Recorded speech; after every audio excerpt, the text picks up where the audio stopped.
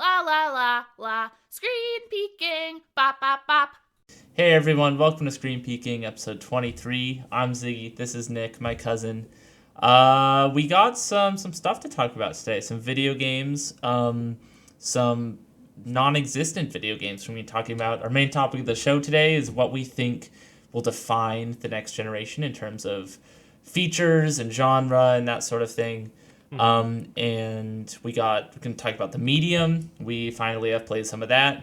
And yeah, we got just some video games to talk about. My favorite thing. So let's start it off like we always do. Nick, what have you been playing? Yeah, good to see you, Zig. It's been a week. It has been. Yeah, I've been playing quite a few games, but I've been playing a lot of Division 2 with Jesse. He was on last week on our podcast as well. And we've been just having a blast with this skyscraper thing. I don't know what it's called officially, but there's a skyscraper, 100 floors. We've been just kind of picking away a couple floors at a time, increasing difficulty, having a good time with that. So we've been doing that. I on the side, I've been playing some Dishonored 2 just with my spare time, taking my time on it, playing on the hardest difficulty and trying to be like undetected, no bodies found, no kills, and like getting as much of the loot and stuff as I can find and still like exploring the world. So that's challenging and a lot of reloading my saves. And so I've just been doing that on the side. Plus it's a game that I can kind of, when I only have 5-10 minutes, I can kind of jump in, make a tiny bit of progress, save, hop back out. So I've been doing that on the side. Also this week I've been streaming Spider-Man Miles Morales. So started that, streamed 2 or 3 times this week, and I've been having a good time with this game, and I did not expect to actually have this much fun. I hear how great it is all the time. I didn't play the original Spider-Man on PS4. I love Spider-Man, but I didn't want to play as him. So I got offered to borrow the game from a coworker, gave it a shot, put it in the PS5. And yeah, it is the PS5 version, just to be clear. Obviously. But just saying. Obvious. And yeah, no, I've been having a good time with it. I really like the game. I can see myself finishing it, so I'm going to be trying to do that, probably streaming that more this coming week. And the last game I've been playing was The Medium. That one I haven't played much of, though. It was about an hour. Okay, so, yeah. that's We'll all I'll talk say about on that for in a now. sec. What have you been playing? Awesome. I'm playing a lot. So Apex and Rocket League both had kind of a big update. So Apex Legends Season 8 launched. New Legend, who I haven't played because I didn't really feel like spending money on him. But the new gun they added is fun. It's not my go-to, definitely, but it's like a cowboy like lever action repeater, which is really fun. Cool. It's just like stylish. Yeah, it's like Ash's gun from Overwatch. It functions Right. almost identical to that. Which it looks very cool and I feel cool when I use it, but I also kind of suck with it. So I'm going to stick to using SMGs and stuff. But overall, it's definitely a smaller season than others. I don't think there's as many like big new changes, but it definitely, I think the game feels better than it has in a while in terms of balance. Like there isn't any one really broken character at this point. Because before, like Horizon, who was my main, was kind of busted, and they've nerfed her. They've nerfed Wraith. They've kind of gotten things back a little bit more where it feels comfortable, which is good. But yeah, not a ton to say on that. It's more Apex. Rocket League had a Wait, what's the new character? they have like a his name's Fuse. So What does he do? he's very like explosive focused. So his passive, he can stack grenades in his inventory and like shoot them further, which is fun. So you can really like spam grenades on people.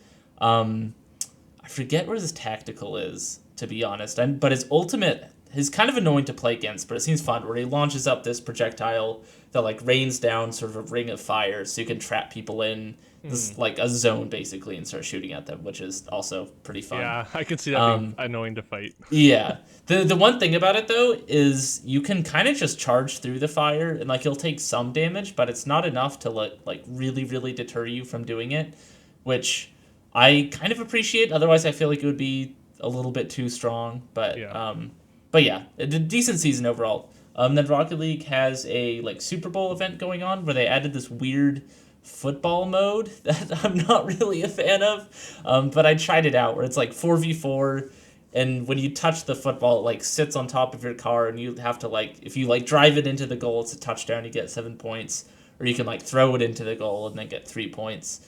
And I feel like it would be more fun if I didn't match with random players, because Rocket League is always notorious for being horrible to like solo queue in, but it is especially horrible in this mode, because the moment you get the ball, you're like trying to get it in, your teammate like just comes out of nowhere and then like slams you into the wall and takes it from you, and then inevitably loses possession. It's so frustrating. But yeah, that's okay. I'm not really big into football, so that sort of stuff doesn't super do it for me. But yeah, in terms of new games that I've been playing a lot. First one, I downloaded this game West of Dead from Game Pass, which is really cool. Definitely recommend that. It is a roguelike, but it's this really sort of like somber and moody sort of Western roguelike where it has what's that actor's name? I forget his name, but it has like a famous actor who I really like that narrates it. And so it has this like sort of slow drawling narration as you go, and it's this really slow paced combat as you go through, sort of like trying to get out of purgatory. But it's this really atmospheric roguelike, which isn't really something you see a lot, I feel like. Like most of them are more focused on gameplay and fun. But this one, it was a little bit more like narrative focused and just sort of like vibe heavy. Another cool roguelike I played this week is Golden Light, which you were saying before the show you wanted a good horror game to play. I would actually really recommend this. It Golden is... I would describe it as like a Silent Hill roguelite, I guess, but it's first person. In that it has that sort of Silent Hill like weirdness to it, and sort of the general premise is similar. Where your wife, who it just refers to as she, gets like eaten by like the meat or whatever, which is this weird like underground mass of just meat, and everything's just living meat that takes like these different forms. But it's really like weird. I don't know how to describe it other than just weird, in that like every time you play, the items change what they actually do. So whenever you get an item, you're not sure. So like usually you can either throw an item or eat an item, and if you eat it, that could either like give you some health and a boost, or it could completely ruin your run, and you genuinely have no way of knowing, which is kind of frustrating, but really like disempowering and cool in a horror sense. So is it just luck-based then? Sort of, but like you can sort of generally get an idea, or if you're not sure, oftentimes there's notes around that will tell you what they do. Like a note that's like, oh, I ate the fingers with eyes and then I like got poisoned or whatever, or like or like I saw the fingers with eyes like light on fire, so you're like, okay, I probably shouldn't eat this, but it might be good to throw at enemies. And those are definitely interesting. And like the weapons, you can also eat the weapons, and there's like these living maps, and like the enemies are like weird and glitchy, and like you kind of clip through everything. It's like broken in a way that I feel like is intentional, because it just feels so unsettling. Like nothing works like you want it to. Nothing works like it should, which is really just, it's weird. It's a really uncomfortable game to play. It is. It's a really, really just like distressing game to play, but it's really good horror. It is genuinely terrifying. And then some less scary games into the absolutely stylish category. I started playing Inertial Drift, which is sort of like an Initial D video game, where it's an arcade racer that's really focused on drifting, where it has like it's kind of anime styled, which is fun. But the cool thing about it is that it's like 2 steering sticks. So the left stick is for steering, and then the right stick is for drifting. So you do corners, and then like the other stick sort of just directs which way your back is sliding out, which you can do these really cool, precise maneuvers with it, and it feels super fluid and fun. And then probably the best game I played this week is Lethal League Blaze, which I just started playing yesterday. Which obviously has been out for a while. A lot of people have talked this game to death, but I was playing it with my partner, and it's just stupidly fun. If you don't know what it is, it's really inspired visually by like Jet Set Radio. I think Hideki Naganuma, he made a track for the game, and so it has that sort of like punk style to it, which I love.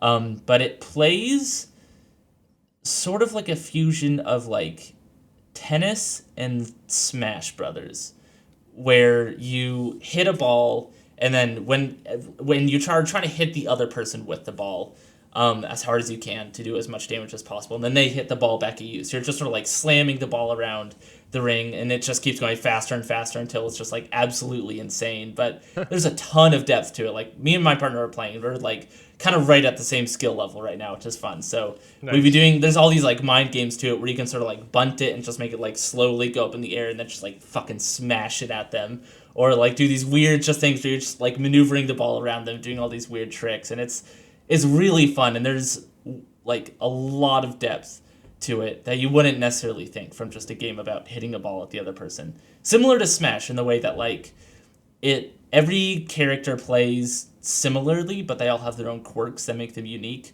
Yeah. And it's really easy to just pick up and play, even if you've never played it before. So yeah, that's really fun, and obviously like the aesthetic is and the soundtrack is just awesome. But yeah, that finally is all the games I've played this week, other than the Medium. That's a lot more than me. Oh, It was a lot of games, a lot of stuff that I just played for a little bit. But yeah, let's talk about the Medium. You want to start us off? yeah, sure. So I booted up the Medium, very excited, and I just posted on my YouTube channel with the new Game Club logo and like the whole Game Club impressions video. You know, my first hour of the game.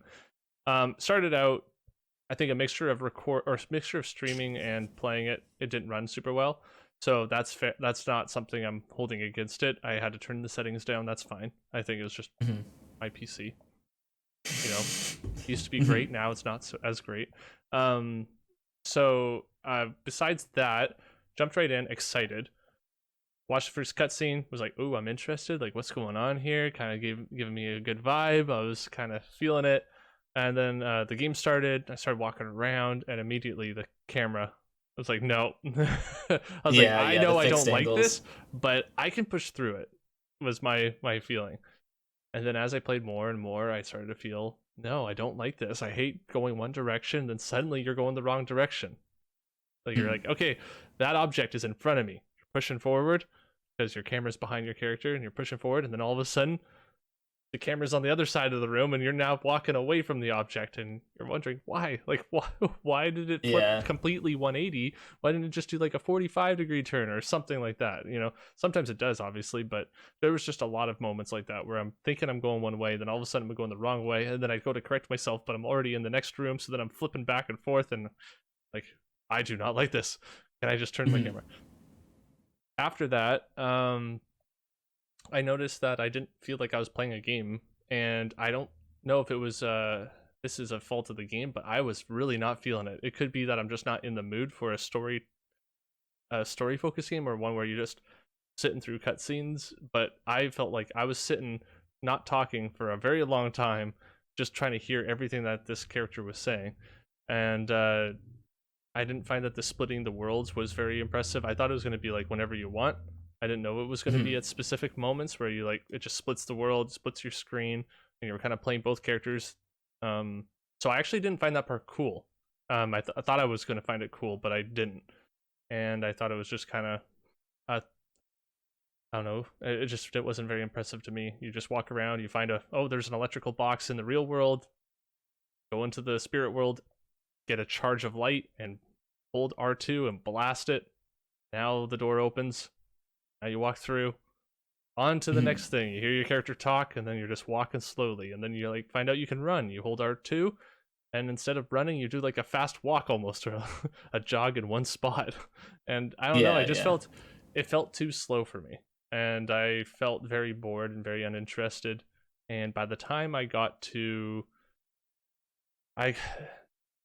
I'm not so worried about spoilers, but there's no spoilers of what I say other than like the first area where there's like the locusts coming at you down the hallway, and then you have to like split out of your body because you can go into your spirit. You do an out of body experience, right? And you go into your spirit form, and I start walking away. And I remembered reading when you first do it, it says something like, "Oh, don't do this too long, or else you'll get lost in the spirit world," or something like that. And I guess I just didn't think anything of it, thinking, okay, it's a video game, they'll pull me back to my body. So I just kept going, and I died. and I fully had to reload my checkpoint and just sat there loading for a while, get to my checkpoint, and then it's like loaded back, and I was like, nah, that's dumb. Yeah. Like, why couldn't you just pull me back to my body and let me retry? Like, oh, you failed, you didn't go do the thing you needed to do, now you're back to where your body is. Why did you have to make me die and restart this whole checkpoint? Because the checkpoint, the only progress I lost was that I have to walk down a hallway, grab a key, walk back down the hallway, open the door. That's it. So why couldn't you just let me continue from that spot? Anyways, that was my experience so far, and I just don't think I'm going to go back to it. I had a real tough time. I wanted to play it a second time to give it more of a fair shot, but yeah, I gave Nier Automata like 4 tries to really like it, and I had a feeling I wasn't liking it, and I just kept trying to like see if I would like it after playing more, putting more time into it. And this game, I was going to do the same, but I realized no, I think I just know myself too well. I know I'm not going to enjoy this game right now. So if I am to play it again, or if I am to give it an actual solid try, I feel like I just need to be in the mood for this type of game. Now, I do really want to play a horror game. I'm in the mood for a horror game, but I think I want something with a little bit more moment-to-moment interesting action, fleeing from an enemy or something. And I never got to see anything scary. All I got to do was, and you'll see if you watch my even my summary of my stream week, like I think there's this one part where you're climbing a garbage bin, and then you're climbing another object, and then you're crawling in through a window, and then you're getting to the other side. And I sat there, and it felt like probably 30 seconds, which when you're playing a video game feels like a long time to just be sitting there watching this character climbing up a ledge, crawling through the window. They look down at the ground, and it's as boring as this is right now, but they're looking down, look at it, crouch a bit, hop down. I'm on the ground. Stand up slowly. Look around. And now you can play. And you're like, why couldn't you just hop through the window? Like, let me play the game. I don't know. For me, that just drives me crazy. It adds fake time to the game. It didn't make me feel more into the world. I'd rather walk around slowly. And, like, just taking me out of it just drove me crazy. So, I did not like this game so far. What about you? I liked it quite a bit. But I was hindered by an accessibility issue with the game, which kind of pisses me off. So I'll get to that in a bit. But I think this game is a great Game Pass game, not because I've heard a lot of people say it's a great Game Pass game just because it's like it's good enough. Like it's a fun weekend horror game, thriller. I guess horror. I don't think is the right name for what this game is. But I don't think that's true. I think it is just, as you have pointed out, it is not a game for everybody because it is really slow and it's really vibey. And like you said, it has all these really slow animations as it just sort of like pushes you through the angles. Like it all is very like moody and vibey and atmospheric to a point where there isn't really combat of any sort. It's a lot of just like point and click style puzzles that are largely pretty simplistic. But as someone who's a big fan of like Life is Strange and those types of games, that felt pretty at home to me, of like it being mostly cutscene and mostly walking around with some light puzzles that are interesting, in my opinion, interesting enough, but largely being focused on tone and story and atmosphere. And I thought it did a really good job of that. Like right off the bat, when you're in the funeral home, like looking at sort of your adoptive dad's stuff and figuring out like what he was to you and all these things. I thought like I did a really good job of sort of environmental storytelling. And also I want to point out this game is beautiful. Like this game is gorgeous looking. I think it is a good showcase of what next gen can be, where it starts off in the cutscenes, you know, it looks like a cutscene from last generation, you know, or not from the PS4 generation.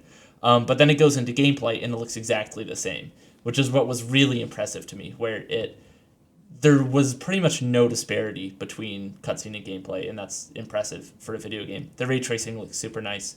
And yeah, I mean, as far as what you're talking about gameplay, I definitely agree it's slow. To me, it didn't bother me as much. I was kind of in the right mindset, I think, to just like slowly walk around and be immersed in the vibes of the game. I use the word vibe a lot because that's really what this game is. It's a lot of just atmosphere more than... It's a lot of like weird, just like sort of surreal atmosphere, the way it presents itself.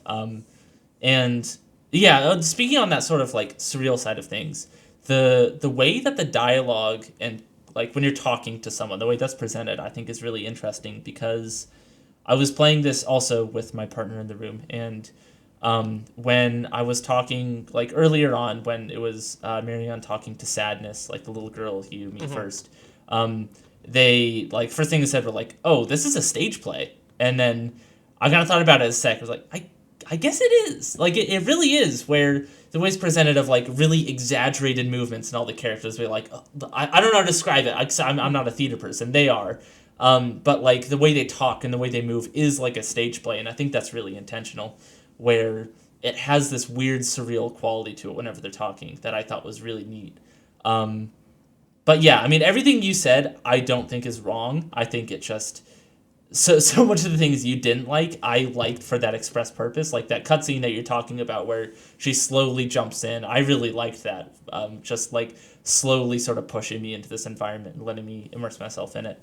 However, the one thing that kind of cut me off from the game is the fact that this game lacks basic accessibility features outside of two things I really like. One, it has these really robust subtitle features. Like as soon as you boot up the game, I think that's really smart. Yeah, and I did two, that. it has a trigger. It has a trigger warning at the beginning, which I also think is really smart because it does touch on like domestic abuse and some stuff like that that some people I could see getting pretty uncomfortable with. And I think it does a good job of handling it. But I'm glad that they have that warning out there for certain people. But a feature that is very important for games to have is the ability to change between toggle and holding for a button. So in this game, it is the left trigger you hold to sprint. And Right. for whatever reason, holding down left trigger and moving the stick just feels really physically uncomfortable to me.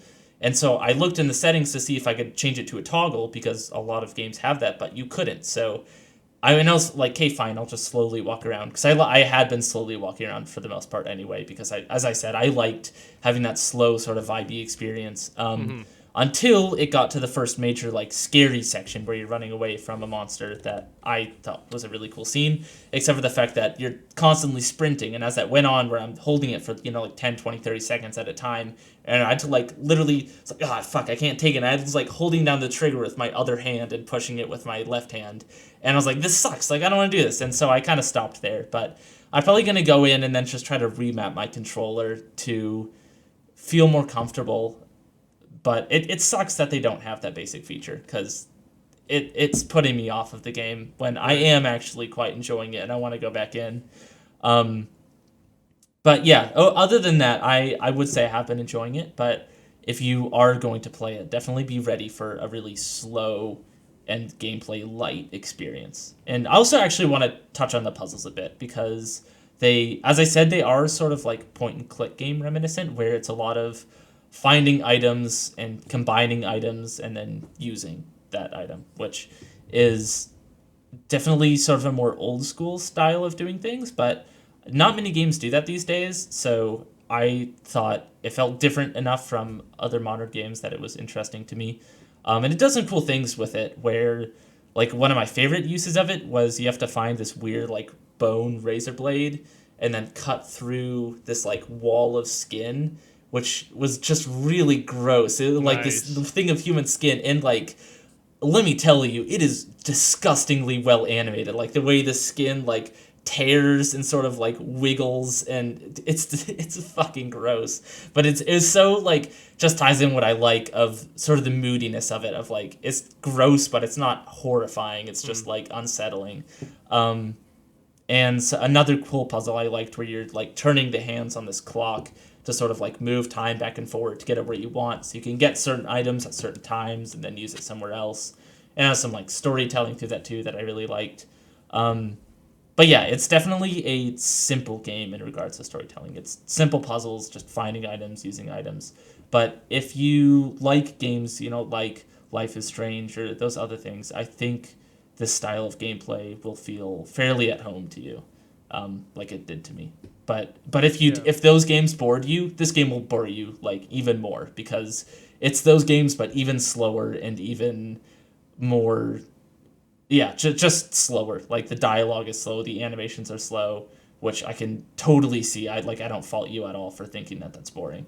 Yeah, I think for me, I expected it to be a different kind of game than it was, and I think the kind of Mhm. game it ended up being are the type of games that I generally don't enjoy, even if I want to. Mhm. Um, because yeah, like the whole premise, the whole theme was interesting to me. That's what got me to Mhm. download it and play it. Um, but that type of game I don't enjoy. I think I thought it was going to be more closer to like a Resident Evil, a little bit more action focused. I like Dead Space. I Mhm. like horror where you can kind of do some stuff. I like puzzles, but not that's the only thing you're doing. I actually really like like you kind of said, the point and click almost, where you like combine items and you put stuff together, and then okay, I got that. Now I can get through this next thing. I actually really love love that kind of thing, but I think I Mhm. found everything else too slow. While you were talking, I remembered when you're first coming up to that resort and you're trying to get in, and if you go straight up the stairs, you go right, you go to the locked door, and you're like, oh shoot, it's locked. Oh, there's a garbage bin back there, or something like that, right? I didn't go there. I just went left. Luckily, went and got the item I needed and went up to that door. The first time I went to the door, I was able to unlock it. And I was like, oh, that's awesome. And I realized if I didn't do that and I had to go looking around, I was like, it took so long to walk around and there's like so much road. I just, it actually probably would have made me stop playing the game right there because I just couldn't believe how far out of the way this item was that I needed to get through the door. And then if I went back and I went right instead of left, and I ended up actually going like two wrong directions, that like simple thing where go pick up this item, open the door, could have been like a 10-minute Yeah. expedition just to like find this thing. And I don't know, like that kind of stuff just isn't fun to me. So that was one thing I remembered when you were talking, and the other one was your comment on the game being just so gorgeous, so beautiful. And I totally agree when it comes to the environment. I think the game does look incredible, and I think it looks very, very nice. I don't know if it looks next gen. I think it still looks as good as PT, or as good as we're talking sets where you're not actually interacting with a lot of objects in there, and you're walking around, and like you can really make that look pretty, kind of like The Last of Us Part 2 even, right? You see some of the environments in there that it's very similar, like in terms of quality. Might be a little bit like better resolution or frame rate, right? But other than that, I don't know if it was. But that aside, it's still an amazing looking game. I was really taken aback by how the facial animations and the hair was. That really took me out. Yeah, the When animations are kind of basically, poor on characters. what's the main character's name again? Was it Marianne? Marianne. Yeah, Hmm. she looks incredible, and don't take this the wrong way, but she looks incredible like up to the neck, and then you get to the head, Yeah. like the head model, and I was like, what is wrong? Like it's something I don't know. It's just like her dead stare. They would have the moments where I could tell I was supposed to be kind of pulled in, a little bit more emotional, and she has this dead stare. Oh no, please don't, or something, like that, right? And talking on the phone, kind of acting like she's sad, but her eyes like she's not there. And I don't know, stuff like that really took me out of the experience too, because to push through something like that for me, I need to, okay, forget everything else I don't like. Is the story good? Am I interested in the story? Okay, try to get interested in the story. And then that last part was what really got me to go, nope, can't, it's not getting me. I feel like I have someone holding up a puppet or an action figure or something saying like, oh, I'm so sad, and I'm going, Mhm. yeah, I can't connect with that. So that was for me That's like again another kind of what one. I was saying with Life is Strange, actually, because I have It's a good become so comparison. desensitized to that type of thing. Because Life is Strange's facial animations are fucking abominable. Like Hmm. they're what you're saying, but tenfold. Where their face barely moves in some scenes. It's just like it's wet from tears, so you can tell they're sad. But like again, that's another thing. Yeah, you kind of have to sit. It had this feeling a couple times I thought of like a source filmmaker animation in that like the models and the lighting and everything looks really good because they're professional, but like the animations just are kind of jarring because they don't look very good.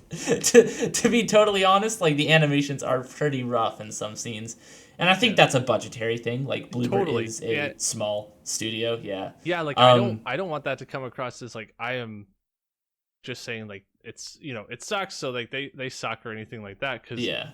for me, I'm just saying that is that was the last straw in terms of like the last thing I could try to go for it, reaching for something I could want to grab and keep me playing through this game, and that was what pulled me out of that part. So I was like, it was really slow. The puzzles were neat. I like that kind of puzzle thing, but that's not going to keep me to play a game. And then, the story just didn't grab me because I didn't find the characters interesting. And I thought, like, is it because of how bad the animation is on Marianne's face? Is that why they have masks on all these characters? Is it because they realized, No, facial animation totally, is like a pain in the ass? Like, let's just get that and put these masks on. Anyways.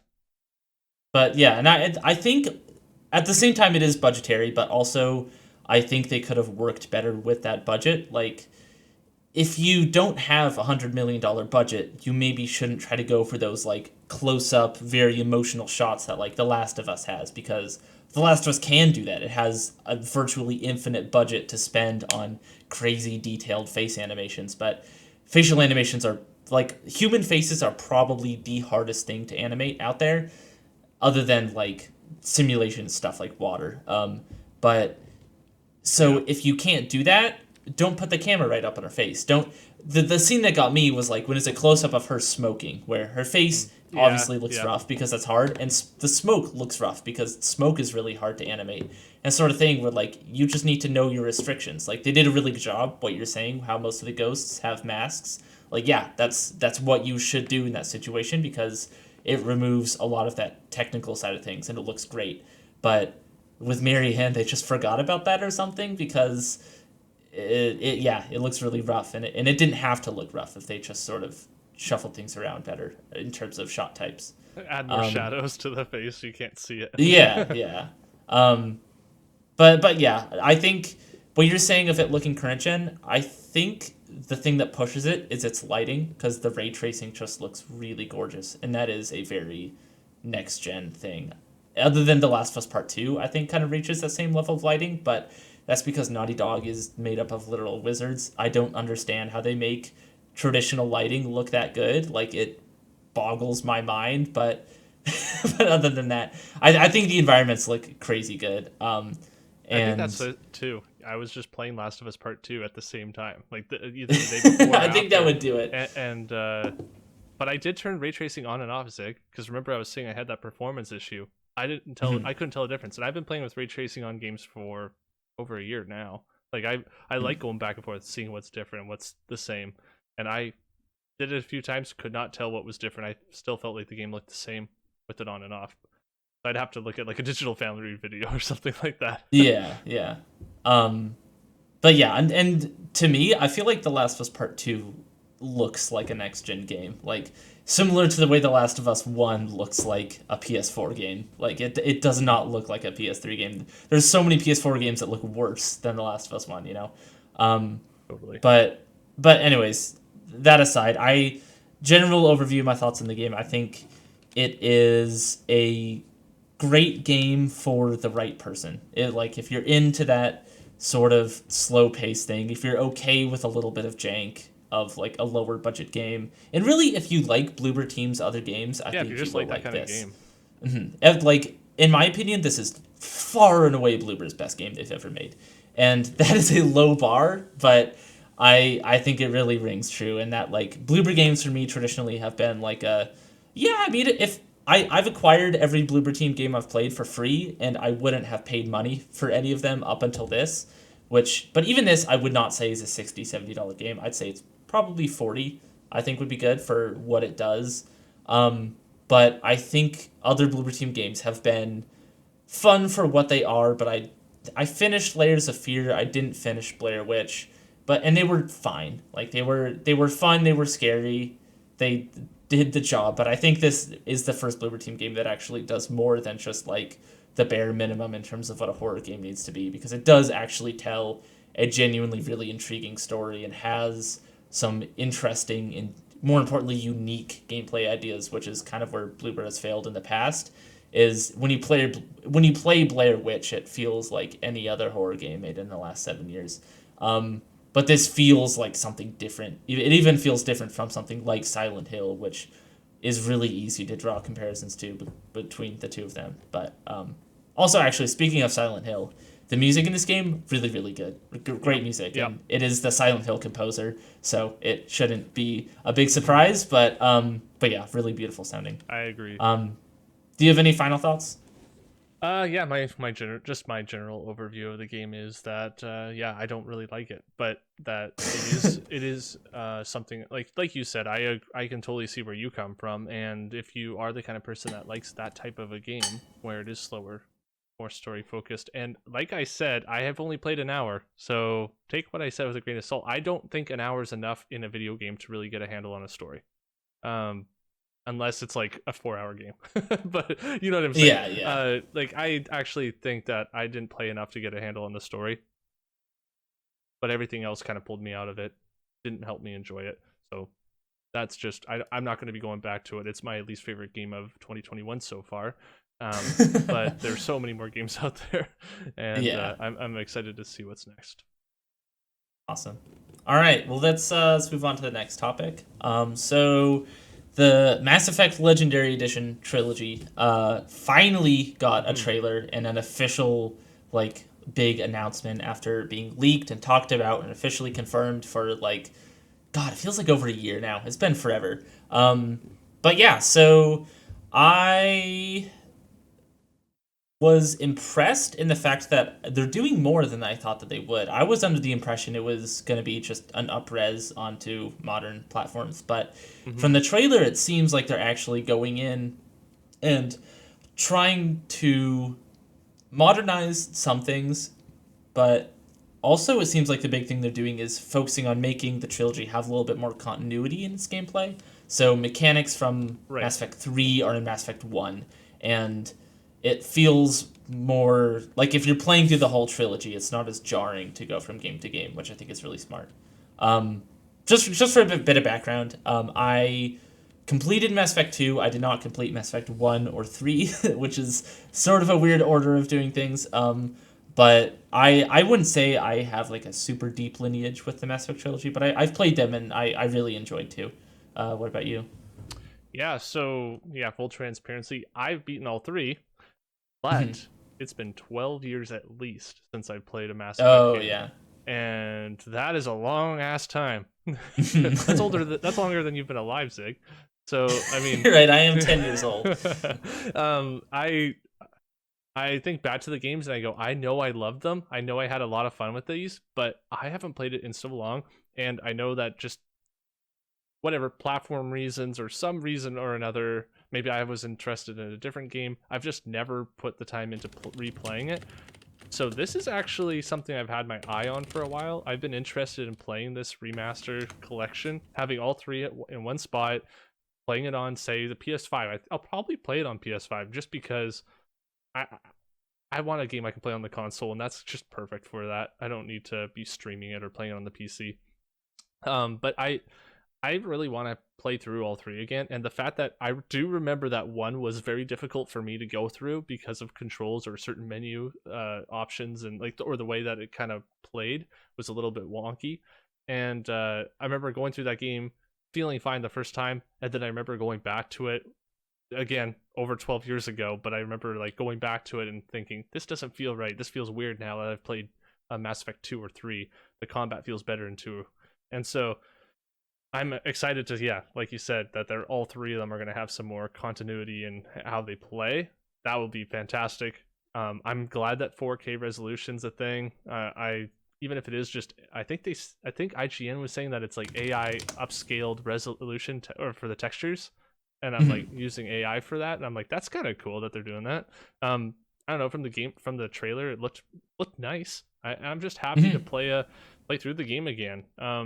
And the other thing I saw on IGN was that when you beat a game, you still go back to the title screen. You don't just like continue into the next one. And that's not really something to whine about, but I wish you could just continue right through. That would have been kind of cool. But, yeah. Yeah, so I, just for clarity, am on Polygon.com looking at what the major changes. And while I was looking for that, I saw something about like one of the autofills was like Mass Effect Legendary Edition censorship or something. And it looks like a lot of people are crying about the fact that they are changing some of the camera angles to just like have less of that male gazy like sort of creepiness where like certain camera angles are focused on a character's ass or something, and I'm glad about that. I think that's good because some of that stuff is a little over the top, to be honest. But I mean, it's just not necessary. It's not agree. gonna. No, I agree with it not being necessary, Mhm. but it's an old game. Just you're remastering it. Just It's an leave it old how game. it was. Just leave it how it was. Don't worry about it. If it's not like, yeah, maybe people go like, what's the point? Like that's kind of like, that's not necessary. Like don't put that in there. Mhm. But they have to take it out. I don't know. If it's something like really inappropriate, not okay, take it out.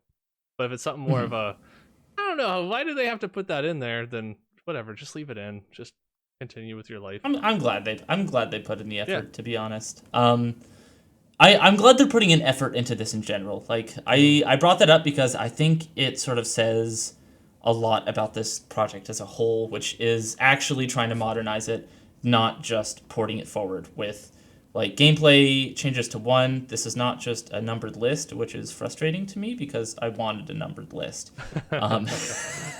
Um, but so I'm not gonna look at that. I'm just gonna try to remember what it said.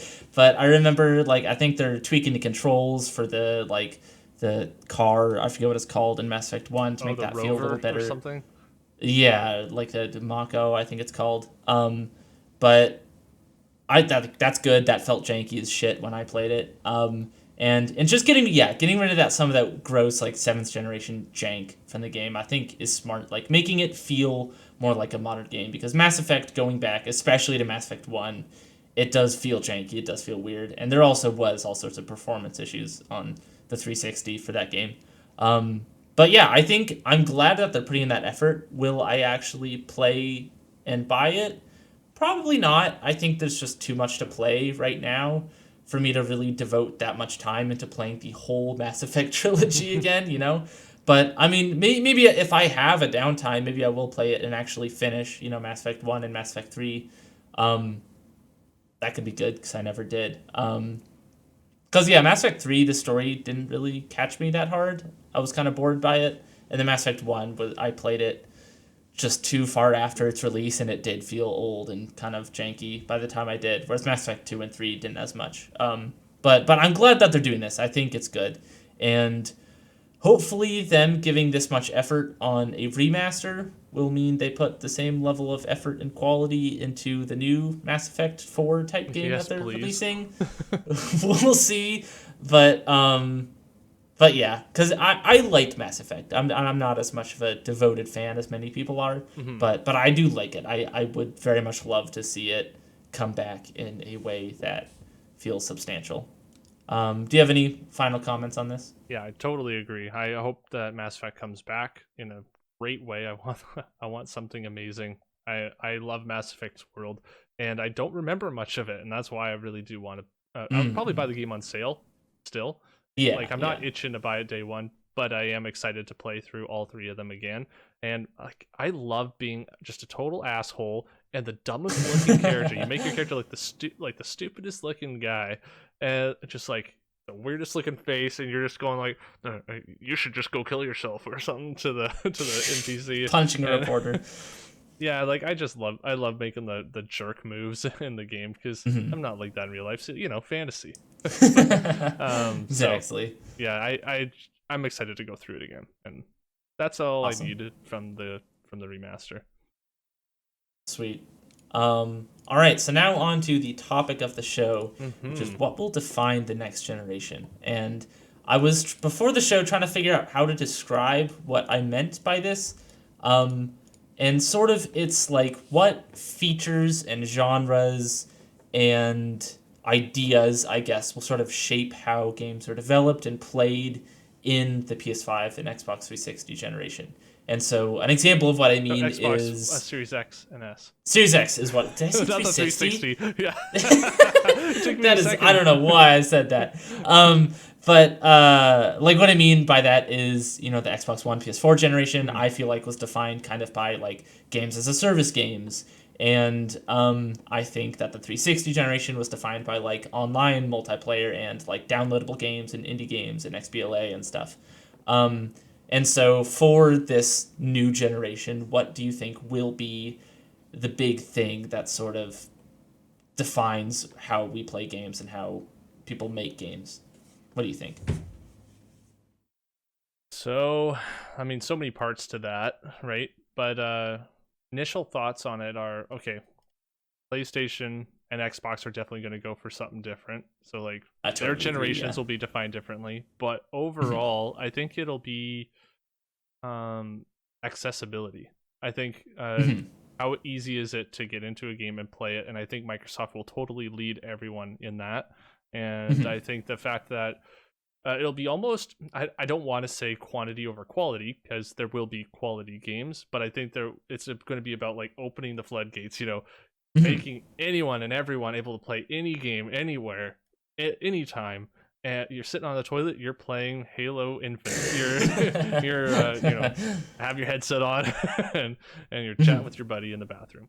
Um, and I think that that's going to be the biggest thing. On top of that, I think features, right? So everyone will like. I think it'll eventually go to the point where, say, in the next 7 years, within that period of time or 8 years, we're seeing more games available to more people, and whether that means more subscriptions, services, or more, whatnot, I don't know. But I do think that it'll be easier to get into games for more platforms, and I think that everyone will be kind of competing on what features and bonuses they add.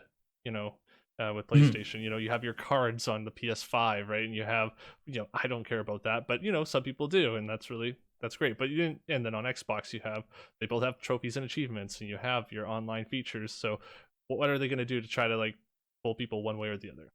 I think that'll be the biggest thing. And then I just talk about PlayStation and Xbox, but Nintendo, they're gonna have to get on board, because if they don't, they'll be successful, but they're just not gonna be what people talk about until a new game comes out. And like even right now, like unless they have a game coming out, no one talks about Nintendo.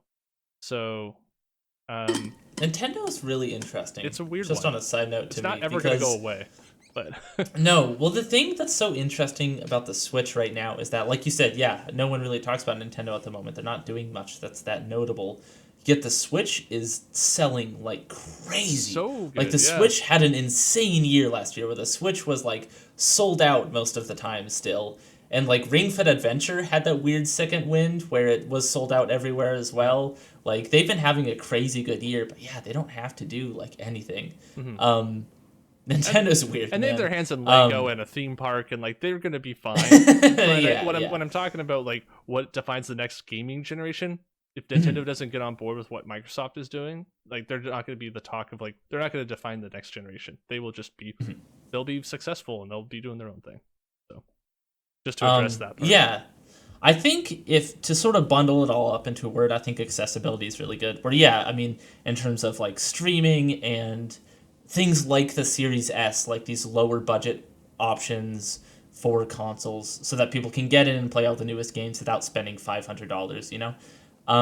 I think that will be important. But I mean, we're already sort of seeing it now. Really, in the last year, a big push has been for it. But accessibility features in games, I think, Mm-hmm. will be something that is more focused on, at least in the West. Japan still Yeah. has a lot of trouble with putting good accessibility features in games, which is kind of disappointing. But hopefully that changes, where now games come out, and if they have accessibility features, that is actually talked about by a lot of people. And at least for me, when I'm playing games and I see that it has nothing, it's a little bit of like, "Ah, really?" Mm. Like when I was talking about the medium, we're like, you Yeah. could have just put that in. Like it has remappable controls, but like I want to see more, and I want to see you do better than just like the absolute bare minimum. And I think that sort of sentiment is going to start really growing amongst people, because I've said this a couple times, but good accessibility isn't just for people with disabilities. It makes it easier for everybody to play, whether that's, like I said, you don't have as much money, or you don't have good internet, or you have a shitty monitor and you just need everything to be big so you can actually see what's on it, or stuff like that. And I Mm. think making games Yeah. more accessible to everybody, even your grandma who plays, I don't know, Dance Dance Revolution at the senior home every week, like stuff like that. I think just making games better for everybody, I think, is going to be a big push. And in terms like of the games as a service in last generation, or current, whatever you want to call it, PS4 generation, What the version of that will be for this generation, I think it's really hard to say because I think we just haven't seen it yet. Like back in 2007, I don't think you could have, or I guess later than 2007. I guess back in like 2012, I don't know if you could have predicted Fortnite, or like the fact that a game like Avengers would come out with such a wet slap of a release where nobody cares, even though it has like arguably the biggest IP right now attached to it. And yeah, I think it's really hard to predict. But thinking about it, I'm trying. I don't necessarily have one thing nailed down in my head yet for that. But I think the games as a service type thing and microtransactions is starting to reach a point where I think we're going to start seeing less of that. Mm-hmm. And I think Avengers is kind of the catalyst, or not the catalyst, it's the summit, I guess, of how bad it's going to get. And I think it's only going to go down from there because after, like I said, arguably the biggest IP in general right now comes out with a big budget game, and it has that model, and it didn't make back its development cost. It didn't make back its marketing cost, I think, like just its marketing cost, which sucks. Like that's a big loss for Square Enix. Absolutely. And I think people are going to see that and go, shit, like we might actually have to make a good game, not just a profitable game to make money, even though games like Fortnite still print money. And I think those games are obviously still going to exist, but I think that market has just become so saturated where not every developer can put out a game that requires you to play it like a full-time job, Like there can't be that many games in existence, and if you do put one out, it needs to be absolutely top tier. Like it needs to be Apex level quality of good to actually do something, and which is why I think we're going to start seeing a return to single-player games or more simple games, or even games like Fall Guys, where it is multiplayer-focused, but it isn't as service-focused. Or I guess it wasn't at the beginning. Now they're doing seasons and all that. But at first when I played it, it sort of caught me off guard because there was barely any microtransactions. The Battle Pass was largely free, stuff like that. Or maybe Sea of Thieves is a better analog, where it is a service game, but you don't have to play it all the time. It's just the way that they keep you engaged and keep a player base. But yeah, I think we're going to start seeing less of that type of game and more of a traditional style of single player. If even EA is starting to switch over to that, I think we're going to start seeing other big publishers kind of doing that as well. Yeah, I totally agree. A couple of points that I wanted to make on that was I think with certain games as a service, so I'm thinking Destiny, I'm thinking Division or Division 2, right?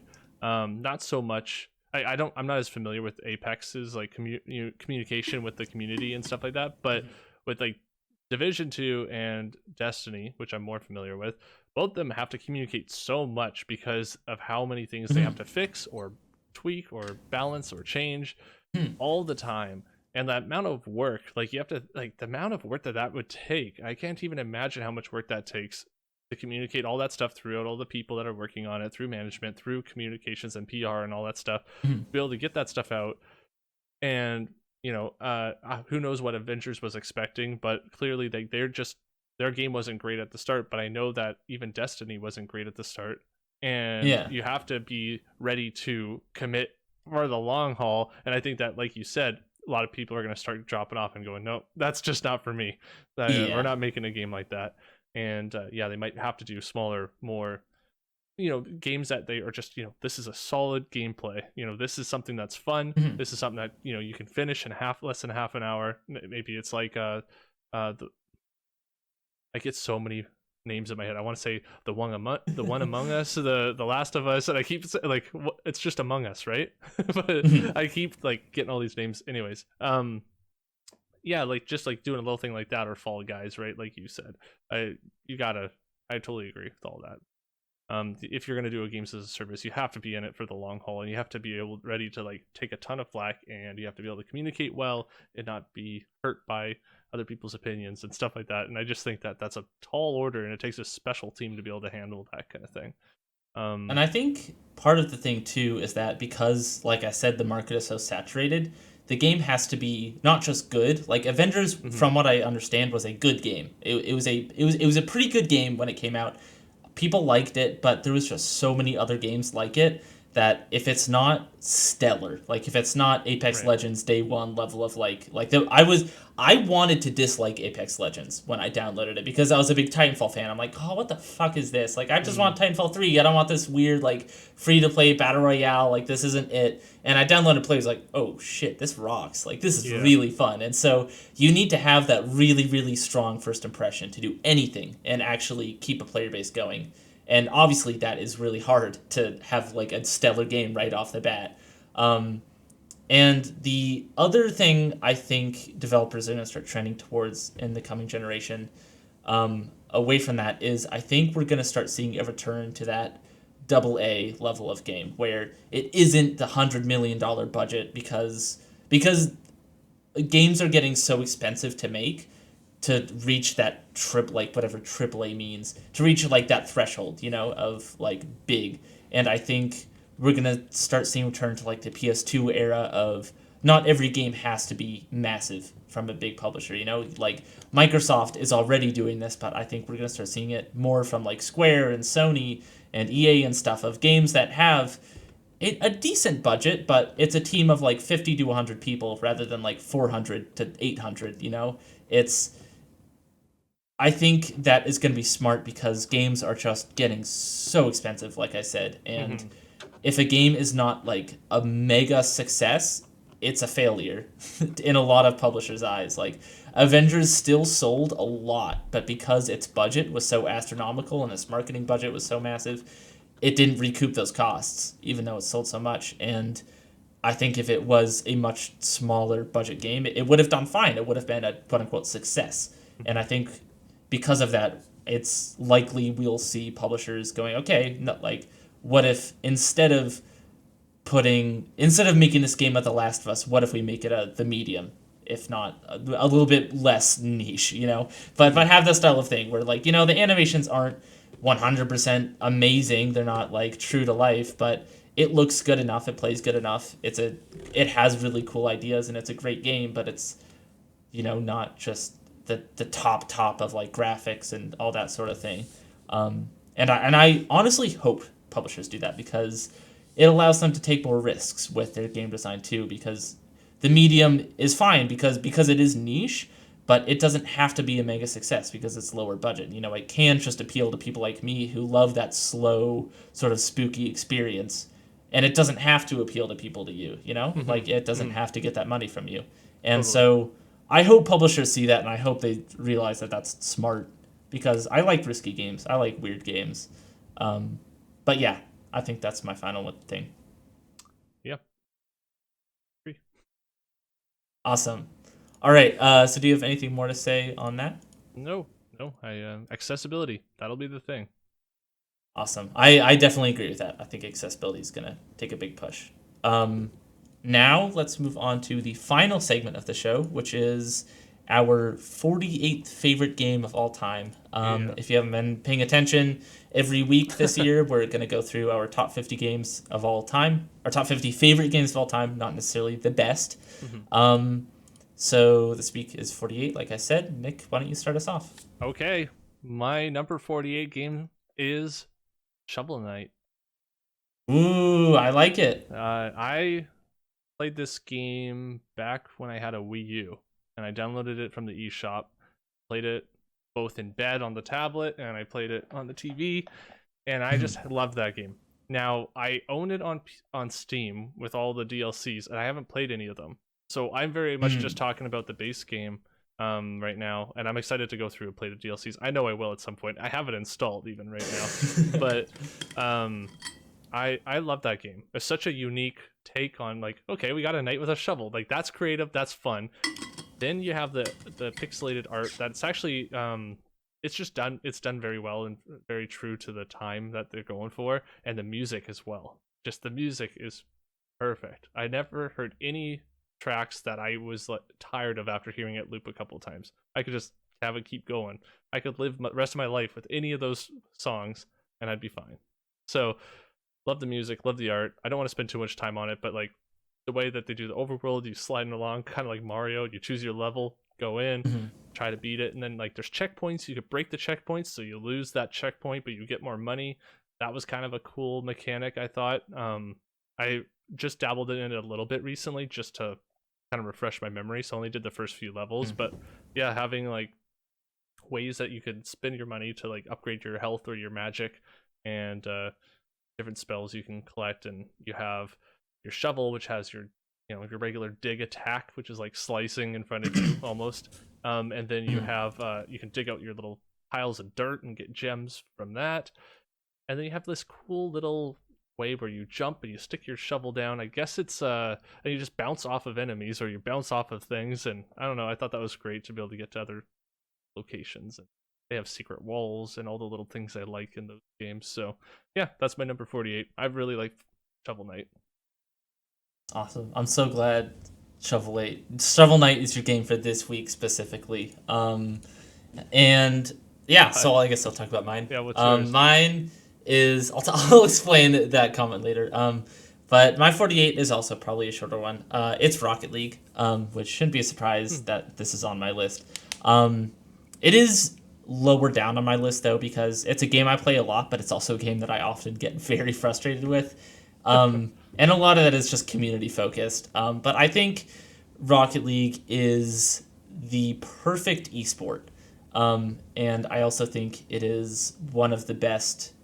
I think it's one of the best games in what it tries to do as a competitive game, because it is that perfect balance of the skill ceiling for this game is nearly infinite. Like when you look at pro players, they're doing stuff that I can't imagine, and they are getting better every single day. Like they're finding new things they can do and finding new ways to do it, and the game just gets faster and crazier every year, and that's awesome. And despite all that, anybody can pick it up and understand it, and even if you suck, it's still fun to play. Like it's just driving around and flying around and hitting the ball is fun in its own right, and I think that's awesome. And what makes it the perfect esport in my mind is what I was saying as far as like skill and difficulty goes, but also one of esports' main issues is breaking into the mainstream. And I think League of Legends or CS:GO, like my mom or dad will never see that on the TV and be interested in it, because it will just make no sense. Like League of Legends is a great esport for people who are into it, but for someone like me, even as an avid gamer, like I could not care less seeing that on the TV, because it is just gibberish when I watch it. None of it makes sense. Like seeing a really crazy play that someone is into League and be like, "Oh, that's crazy! They actually pulled that off." It looks easy when I look at it. That's how I like, feel about Smash Bros. Too. Yeah. It just looks like clicking on stuff, and obviously that's what every game is. But I mean, League players are probably gonna be pissed when we say this, but like, for someone who isn't into the game, it makes no sense. Like CS:GO, a little bit less so, because I can recognize when someone pulls off a really skillful shot, but still, I don't think that like my mom or dad would look at it and go like, "Oh, that's crazy." But Rocket League, when you watch a match, it's soccer. Anybody can understand it. You just put the ball into the goal. And B, it's really interesting to watch for people who have no idea who are like about video games or anything, because it's flashy. Like when you see cars doing these crazy fucking spin moves and like nuking it from the ceiling into the goal and stuff, like it's just awesome. And even like I said, for people who don't know what's going on, like it's still flashy and fun to watch. And so when Rocket League is on ESPN playing like it is often, it just makes sense, and I think that's good for esports as an industry and games as a whole. And aside from all that, Rocket League is fun. It's a fun game to play with your friends, even if it is immensely frustrating sometimes. I find that I just have to take like a month off at times because I get too into it. I think Rocket League is at its best for me when I don't take it seriously, like when I just play it casually and I'm okay with losing. But yeah, I think it is a great competitive game for everybody. And that's about it. Nice. With that, let's reveal our game club game for this week, and that is Cyber Shadow, which is published by Yacht Club Games, the same developer as Shovel Knight. Right. I didn't even know awesome. that, actually. Really? No, I didn't look into that. I haven't actually looked into much of the game at all. So that's really cool to Awesome. find out. Yeah. So yeah, published by Yacht Club. It's not developed by them, I believe, but similar in style and tone. It's a pixel art, side-scrolling platformer. But yeah, I'm excited to play it. I've heard good things. Again, if you guys want to play along or have any comments on the game or anything, just leave that in the comments. We'll, read them, talk about it, all that good stuff. Yeah, make sure to leave a like and all that stuff on this channel. I'm sure Nick and I would appreciate it. And with that, do you have any final comments, final things to plug, promote, anything like that? No, just keep peeking that screen. Awesome. Keep thinking that screen. I'll see you next week. Bye. Stolen from you. Yoinked.